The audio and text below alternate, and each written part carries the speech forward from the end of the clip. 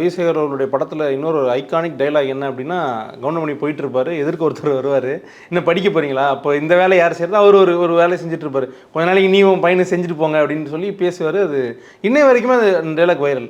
அந்த காலகட்டத்தில் எப்படி சார் இப்படி துணிச்சலான ஒரு டைலாக் வைக்கிறதுக்கான சூழல் ஏற்பட்டுச்சு? இல்லை, முதல் படத்திலேயே ஒரு பெரிய ரிஸ்க் எடுக்கிறார். சினிமா விமர்சனம் பண்ணுறாரு. சினிமாக்குள்ள இருக்கக்கூடிய முதல் படத்தில் தான் சார்ந்த துறையில் முதல் படம் பண்ணுற படத்தில் இருக்கக்கூடிய கதாநாயகனுடைய அட்ராசிட்டி விமர்சனம் பண்ணுறாரு. அது எத்தனை ஹீரோ பார்த்துருப்பாங்க. நீ இந்த அடுத்து இருந்தாலும் உள்ள சேர்க்கவே கூடாது, நம்மளை பற்றியா? இல்லை, இதுதான் வந்து ஒரு உண்மையான கலைஞன். உண்மையான கலைஞனுக்குள் ஒரு போராளி இருந்துகிட்டே இருப்பான், ஒரு சமூக அக்கறை இருந்துகிட்டே இருக்கும். அவனுக்கு நேரம் கிடைக்கிறப்பெல்லாம் பேசிக்கிட்டே இருப்பான்.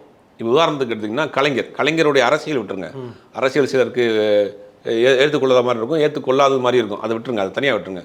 கலைஞர் என்கிற ஒரு வசனகர்த்தா முதல் படம் ஒரு வாய்ப்பு கிடைக்குது, பராசக்தின்னு ஒரு படம். பராசக்தி படத்தில் வாய்ப்பு கிடைக்கிறப்ப அன்றைக்கி சினிமாவில் வாய்ப்பு கிடைக்கிறதுலாம் பெரிய கஷ்டம். அப்படி இருந்து ஒரு வாய்ப்பு கிடைக்குது. அந்த படத்தில் தான் சார்ந்த கொள்கையை, சமூக பிரச்சனையை தொடர்ந்து அந்த படத்தில் எழுதுறார். போலி மதவாதத்துக்கு எதிராக, போலி சாமியார்களுக்கு எதிராக தொடர்ந்து அந்த படத்தில் விமர்சனம் பண்ணிக்கிட்டே இருக்கிறார்.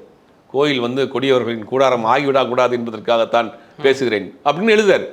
இது அன்றைக்கி வந்து அந்த படத்துக்கு பெரிய எதிர்ப்பு. படத்தை ரிலீஸ் பண்ண விடாமல் அளவுக்கு கோர்ட் வரைக்கும் போகிறாங்க. சென்சார் கொடுக்க மாட்டேங்குது, பெரிய பிரச்சனை.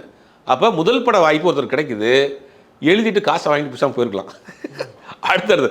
ஆனால் அங்கே ஒரு கலைஞனுக்குள்ள இருக்கக்கூடிய அந்த சமூக பொறுப்பு இருக்குல்ல, ஒரு அக்கறை இருக்கு இல்லையா, அது வந்து அப்படியே அங்கே வெளியில் வருது.